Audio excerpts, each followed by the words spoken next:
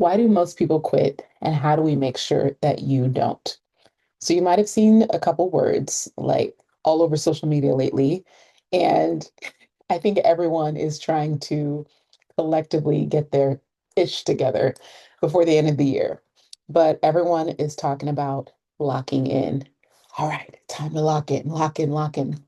We have 122 days left until 2026. And there's something about this like 3 month sprint, 100 days left. Like people who haven't been able to give their goals or their dreams a full shot or sprint, like they're seeing that now is an incredible opportunity. Momentum is on their side. The changing of seasons is always a beautiful time to shift into different gears. The summer isn't the most, yeah, people, I want you to rest. I want you to relax. I want you to enjoy your summer. So, summer isn't always a season where people associate goals and working harder. So, I think it's going to be a really interesting season. So, let's talk about why most people quit. And maybe you are most people and you feel attacked by this question. But by the end of it, the goal is that you will know exactly what to do and what not to do in order to get to these next 100 days feeling like you are, yeah, on top of your stuff. Okay. If you're new here, be sure to like and subscribe. I'm doing a free daily coaching video for an entire year, and it has been a very fun ride. You can check out the Creative Entrepreneur, no, Creative Clarity. Dang, it's a playlist and it's on my page. You can check it out. So, this is a part of that series. Okay, welcome. All right, so why do most people quit? I think we have a very unrealistic approach to like the actual growth and the metrics that we're supposed to track in the first couple weeks or month of doing something different. So it's a really basic but common example, going to the gym. If it took you 15 years of eating cookies every day to get where you currently are, um, 15 days is not going to erase 15 years of bad habits. So understand whether it is you trying to still find your voice, you feeling secure and comfortable and confident on camera, you knowing who you're talking to, you having a creative format to tell your stories. All of this takes time. And the best thing that you can do is say, I don't care how ugly this is going to look. I'm going to put it out there. Okay. Consistency is so much more important than complexity or creativity. So if you are trying to make this elaborate, beautiful design, um, you're going to slow your progress.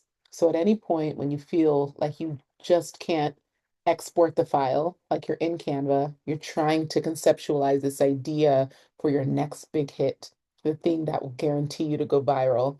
And yeah, you've been struggling for hours, and all of a sudden, you no longer feel inspired. You have nothing to post that day, and one day turns into two. And I saw someone say it. She was like, when you're doing any type of like daily sprint or daily journey, gosh, I wish I remember her name. It was a black chick with a fro on TikTok. That's like 20% of the demographic. Um, she said, don't You can miss one day, but don't miss two. She said it very poetically. But basically, you will have a day where you mess up. If you are saying, because, in our community, thelifeleap.com, we're doing a September creative content sprint. And so everyone has chosen a platform to post every single day. We've got people showing up on LinkedIn, Facebook, Threads, Instagram, YouTube. It's so exciting. I literally cannot wait until the end of the month to see what we all learn about ourselves, how much we grow, numerically, but also internally and spiritually. So, yeah, I think it's very common for us to say, or for us to have this all or nothing approach. If you are ADHD, you are very good at the all or nothing approach. Um, it's great when things are great, but you miss one day, that easily turns into 10. So you have to proactively create a backup plan for when you will mess up. I am not projecting that and saying that is your portion, that is going to happen to you, not at all. But if it does, it is nice to know that you are not a failure in advance. You have to tell yourself these things. If I miss a day, what is my backup plan? What what can I put in place to make sure one day doesn't turn into two? Like, what is the contingency plan for showing up when I don't feel like it and bouncing back from a day of failure? Okay. So, creating that plan in advance so that if or when it happens, you aren't having a day of guilt, a day of failure, a day of guilt, a day of shame, and you're stacking all these negative emotions. And I forgot the podcast it was. Y'all, you're going to hear me say I forget things a lot. I apologize. I remember what matters, but I do sometimes forget the source. But it was a podcast conversation, and they were talking about how for every one negative thought we tell ourselves, it takes 13 to erase that. And I'm like, dang, some of us are out here in the negative. We are, ain't no net zero around here. We have been talking so poorly of ourselves for years. And so it will literally take us years to get back in the positive. We are in the red, okay? So think about how you're talking to yourself on the days you don't feel like showing up, on the days where you don't show up, on the days where it feels sloppy and it feels like your worst work. Because here's the reality. You are going to spend hours on something that you feel is your pride and joy. You're going to be like, man, I am amazing. I'm a genius. This is going to change the world. I hope you get to that place. Every creator should feel that at least once. It's glorious. So you get to that place and then you put it out there and crickets. It's almost like inevitable. Like the chart of like the longer you spend on it, the least amount of likes it'll get. But it's such beautiful ego work and shadow work. And it's important to experience that. So you practice a healthy level of emotional detachment when things don't go your way, because it will happen over and over and over and over and over again. To this day, at least once a week, something that I'm like, oh yeah, these words are great. This is a powerful post. This is gonna move the masses glow. Crickets! It still happens to me, 24 years in the game, okay? So if it still happened to a vet like me, you best believe it's going to happen to a rookie like you. I'm just kidding. It's going to happen for everyone. None of us are safe from the algorithm's mood swings. You got to treat the algorithm like it's on its period. You don't know if it's ovulating. You don't know if it's in its luteal phase. Okay. But it has its cycles. And imagine someone treated or blamed you in your luteal phase and characterized you as just you in your luteal phase. That's not a fair depiction, okay? Same with the algorithm. There are times the algorithm blesses me and it will bless you, and you don't feel like you deserve it. Like this post with no makeup and, no script, and I'm all sweaty and I'm walking. Dang it. My husband could be watching this post, and now I'm all sweaty. It's funny, but that's the game of social media. And it's interesting because sometimes you think about the lottery, your chances of winning the lottery, and this is not that. However, there are times where if you just put in enough tickets or you play the slot enough times, you will get lucky. And I think the word luck is interesting because there's a correlation, a high correlation with luck and consistency. The more consistent you are, the more you show up, the more you try, the luckier you get. And I've even recognized the times where luck was on my side in terms of positioning and timing and relevancy and all of that. Okay. So understand that most people quit because they have unrealistic expectations of what is actually supposed to happen after a few days of being committed to a goal. You will not see any measurable drastic change in a week, in a month even. It it's sometimes I don't know how best to describe it because the gym analogy is so feels so trite. Um, but if you go to the gym every day or you're moving your body every day, sometimes the day-to-day changes are so minute, it doesn't feel like it's actually doing anything until 3 months later you look back at a photo from yourself 3 months ago and you're like, oh wow, I'm a whole different person. So, one way that you can track change and one way that you can notice change for the gym is to take a picture of yourself every day.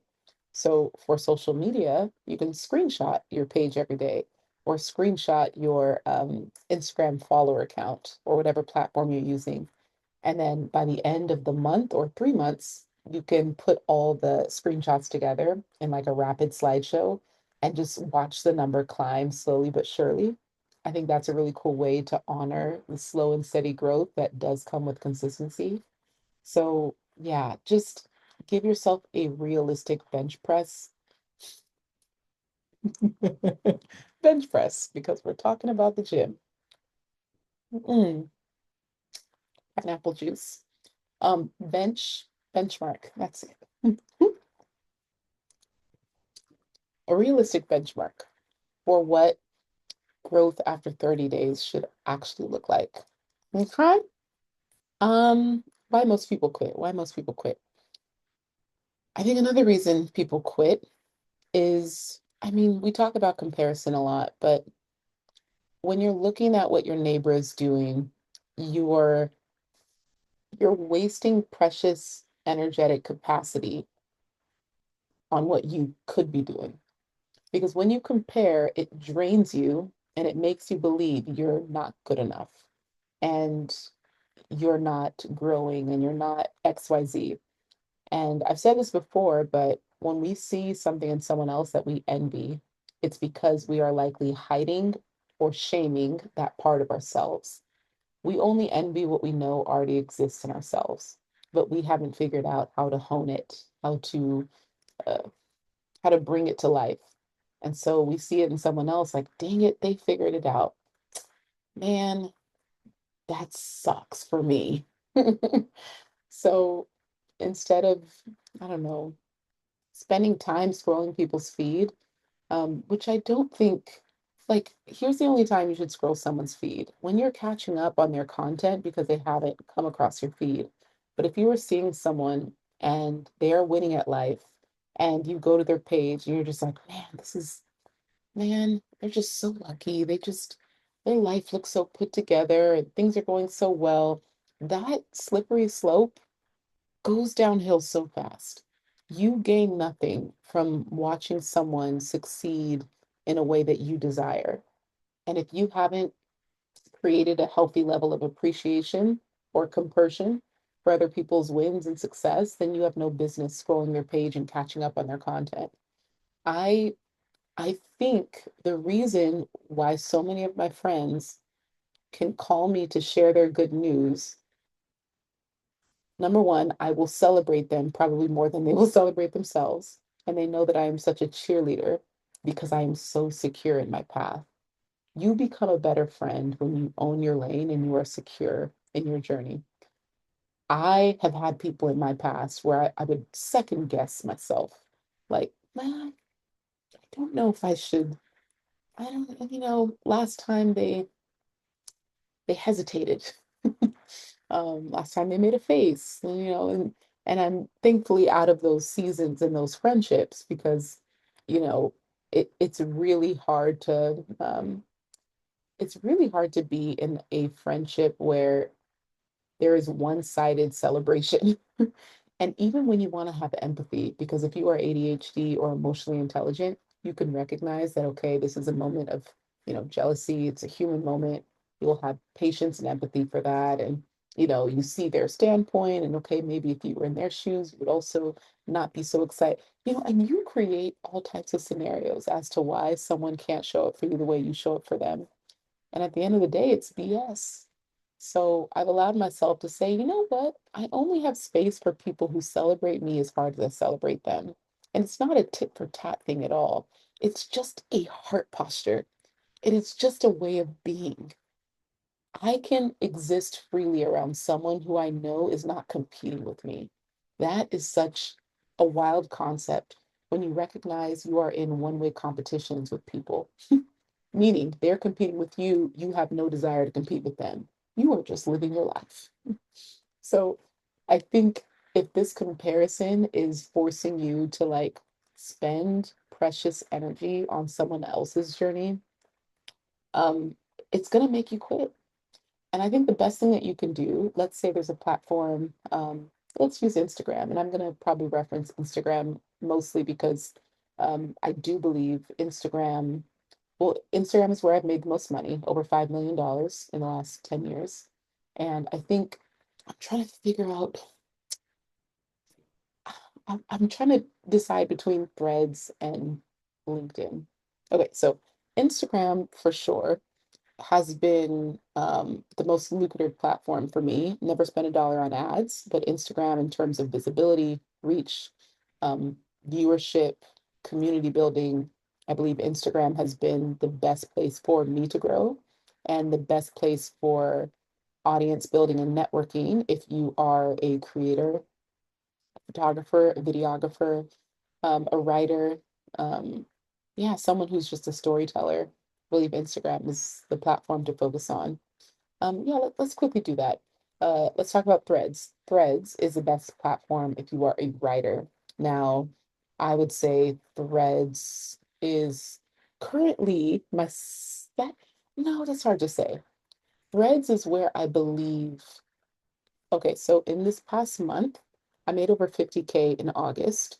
It's September 1st now. So last month, over 50K from digital products. And most of those conversions came from YouTube and Threads, which is crazy. Instagram, which is like my biggest platform, I mean, I still had a lot of sales, but they were behind YouTube and Threads. And I share that because I think the important thing to recognize is that if someone is sitting through a 30-minute YouTube video, they have a better idea of who I am and how I can help them than someone who is watching a 15-second Instagram reel. So even with 10, 20-second Instagram reels, you're still not getting as much value as a 30-minute YouTube video. So I'm recognizing how much people are finally seeing me. And I mean, this is who I've always been. But this is not how I've always shown up on social media. I've always reserved this version for like, clients and now that I've like simplified my business model and kind of streamlined my services in person and virtual with my Life Leap community and VIP clients and boot camps and VIP weekends, it allows me, I just have just so much more creative capacity and also so much more space. Most of my week is spent like creating and ideating and thinking and brainstorming. I have one coaching call day per week. So I'm on one day a week. And then another day a week, I'm doing like content, yeah, just like content and stuff. And then another day, I'm doing like research, marketing, brainstorming. So on on a good week, I'm working 2 days a week. On sorry, on an average week, I'm like working 2 days a week. On a good week, I'm working 3 days a week. Yeah, I don't know. I don't know what I'm trying to say. But with that, I'm saying I have so much more space to show up on YouTube. Whereas in the past, I don't know why I did this, but I would have coaching calls on Tuesdays, Wednesdays, Thursdays, sometimes Fridays if my clients need, like I was just, and so my brain had to always be on, like, because when I'm coaching my clients, my brain is in a very specific place. I have a very specific routine, and I'm giving my all to them. Like I dedicate all of my creative capacity to my clients. So it left me almost like with my brand with like not as much or like for the weekends. And so I didn't even realize like, oh, Glo, you can set your hours. You can set your days. And I think sometimes when you're starting out, you want to be as available as possible.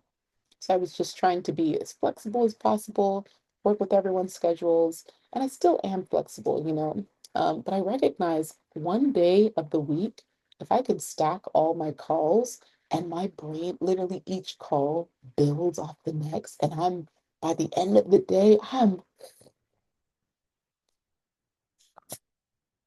now wow. I'm firing on all cylinders. You can't get me to sleep because I'm just like, there's been so much goodness from the day. Okay, anyways, so Threads was great for words and just random sound biteable moments. In the past, I never even tweeted them. I wasn't leveraging my one-liners as well. And Facebook, again, I'm getting back into it, but Facebook is a place where if you know that your audience is going to be 40 plus, you definitely want to use Facebook. LinkedIn, um, I'm still kind of deciding who I want to be and how I want to show up there. But if anyone sells B2B, I think LinkedIn is worth um, developing some type of not corporate strategy, but business strategy, content strategy for how you post. Okay, so as I rambled for the third time and lost my train of thought,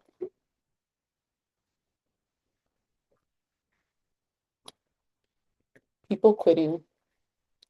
Mm, another reason people quit. They try to go on every platform at the same time.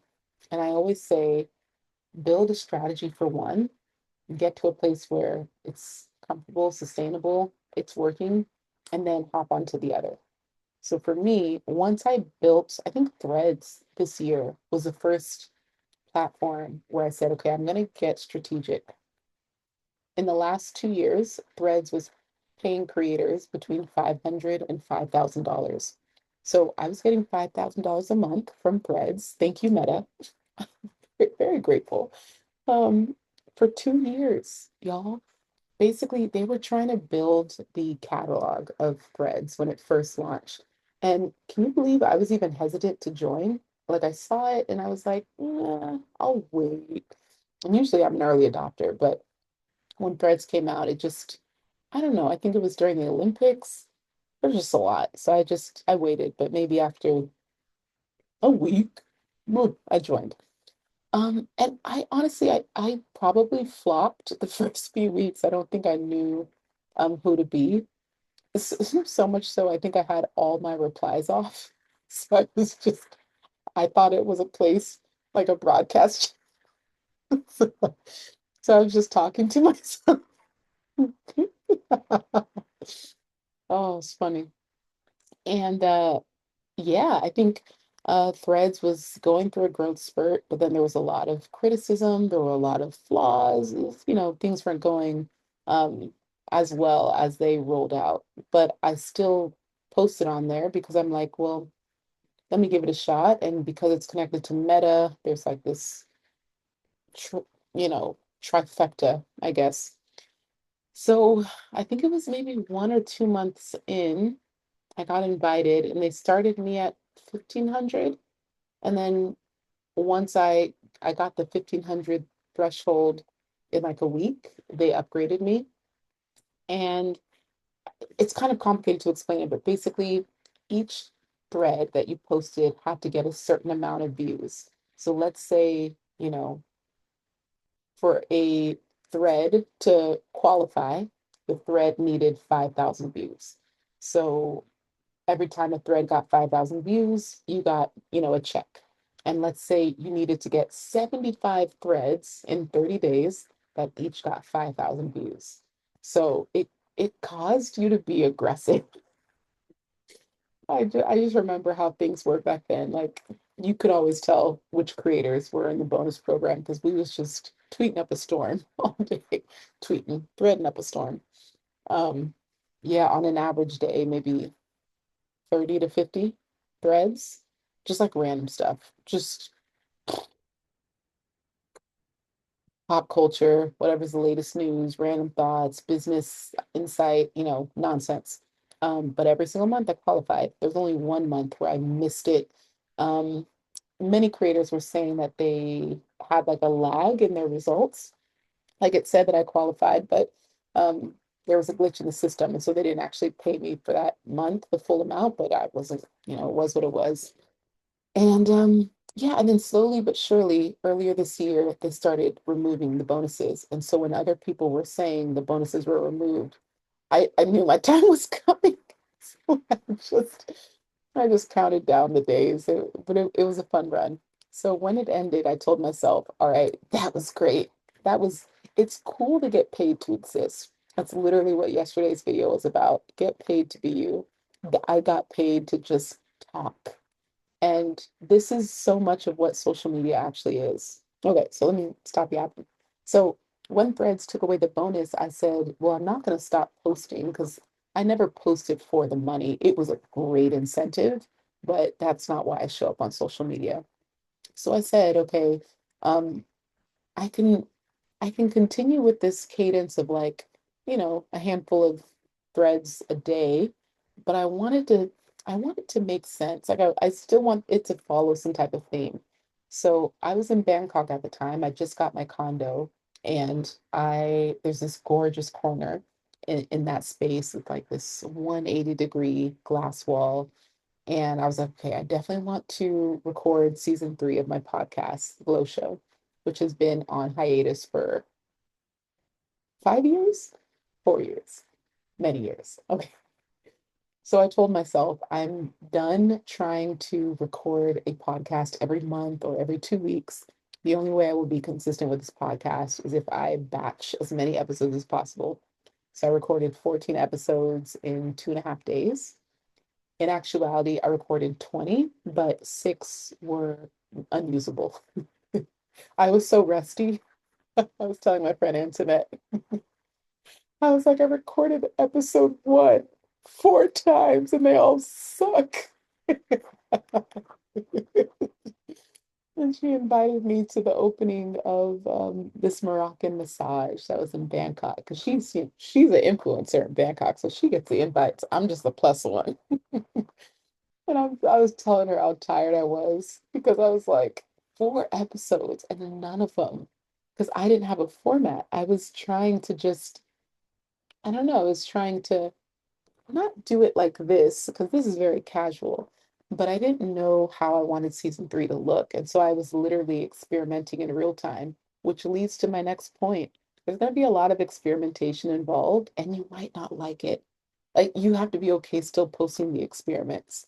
And, especially if you're doing a daily content sprint, the experimentation, like it's literally a part of the process. But because, what I was batching was a podcast, it was a little bit different. But I was still willing to say, okay, I know that I don't know what I'm recording yet, but I'm gonna keep recording until I find it. Sounds sounds mad, but it worked. And season 3, when I look at it and compare it to season 1 and 2, I'm like, my goodness, the growth in my storytelling, in my wisdom, in my expression, in my faith, like I can see the elevation. And my friend Allison Stoner, which she just released a book, Semi Well Adjusted Despite Literally Everything, New York Times bestseller. Shout out. She told me, she's like, well, I can see and hear like the levity in your voice. Like I can see the healing on you.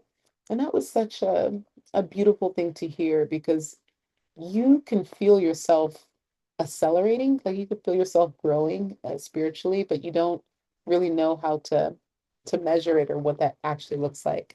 So yeah, okay. So how do we make sure you don't quit, okay? Especially in the next 30 days, because I want you to take it 30 days at a time. So, number one, you are going to create your backup plan for the day that, I don't know, you're sick, you're on your period, like all of these things. You're going to create your backup plan in advance, meaning you need to batch.